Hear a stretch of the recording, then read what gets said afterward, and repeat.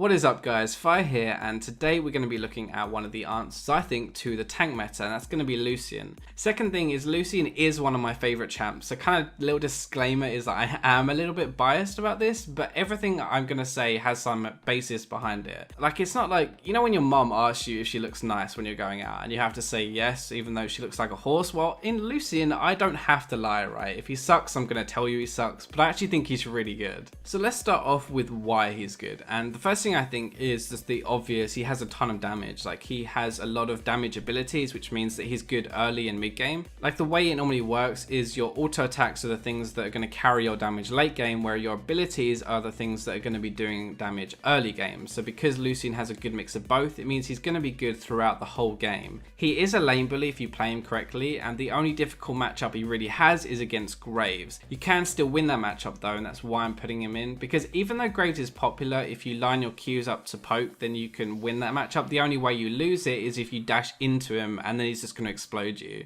So apart from the damage on his abilities, he also has his ultimate, which is really good long range poke or wave clear. He has his dash, which is really good for kiting, and because it's such a low cooldown, you don't really need any peel in team fights. You can kind of look after yourself, which is really important for solo queue.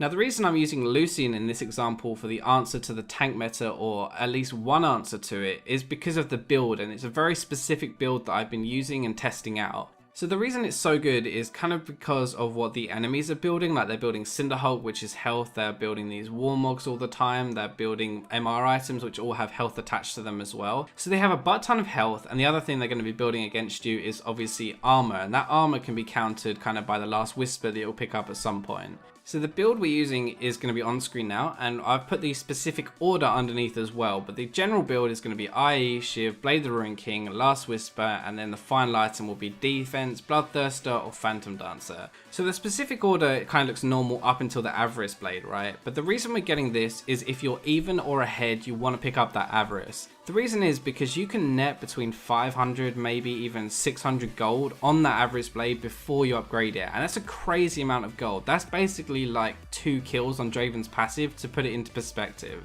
Now, once you have your Avarice Blade, you'll upgrade into an Infinity Edge, and then you go into your Shiv, or if you're really not fighting and you're just farming, there's no point getting your Shiv. You might as well get more out of your Avarice, so get a Vamp first and then finish the Shiv. Finally, we get on to the next part, which is either getting Blade the Ruin King versus Little Armor, or Last Whisper versus Armor. When I say versus Armor, get Last Whisper, I mean if they have 2 or more armor items. If they only have the one and they're not building another one, so if they're building like a Visage second, for example, then you might as well just get the Blade the Ruin King and get the Last Whisper after. Now, that is all with your boots 1 as well. You don't need the second upgrade of your boots, you don't need the second tier. It's not really an attack speed build, and that's what I'm going to go into now. So this whole build is really revolving around your passive and the Blade the Ruin King passive. That's how you're a tank killer. So Blade the Ruin King passive is 8% of the current target's health, and the active is 10% of max health, making both of them really effective against tanks. Now, the reason this is so good is because the passive of Lucian, so his double shot, actually procs with Blade the Ruin King.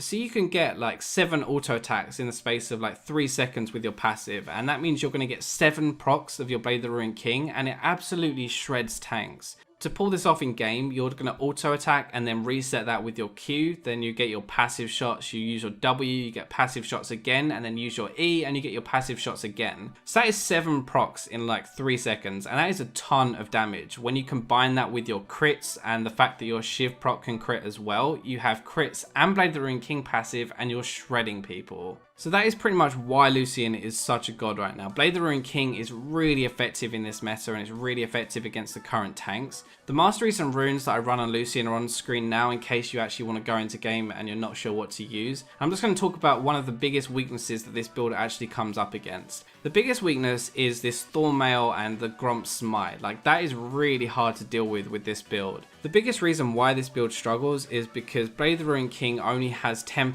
lifesteal, which is half of the Bloodthirster, so you're only healing half as much as you would have, and basically lifesteal is kind of the way to counter Thornmail, because while the damage comes into you, you heal it back up. The eventual counter to Thormail though in this build is going to be for your last item to be a Bloodthirster. So you get double lifesteal and Last Whisper, and you will absolutely ruin these tanks. And it's not just Lucian, okay? This build works really well on every AD carry right now. This is probably one of the best builds to go right now if you're against super tanks and you can't get through them. The reason I made this video about Lucian though is because you're getting these double procs of your passive on the Blade of the Ruined King passive. So you're kind of twice as effective as using the Blade of the Ruined King as every other AD carry. So this is a very specific video and I hope you guys enjoyed it. It's a bit different from what I normally do, but I wanted to share with you what I've been testing to try and get through the tank meta. And I know a lot of you have been really frustrated, like tweeting me, Facebook messaging me, asking me how to deal with tanks. Well, this is the best way I've found to deal with tanks so far. This is a really good build. I suggest you try it out. It's a lot of fun, and I'll catch you in my next video.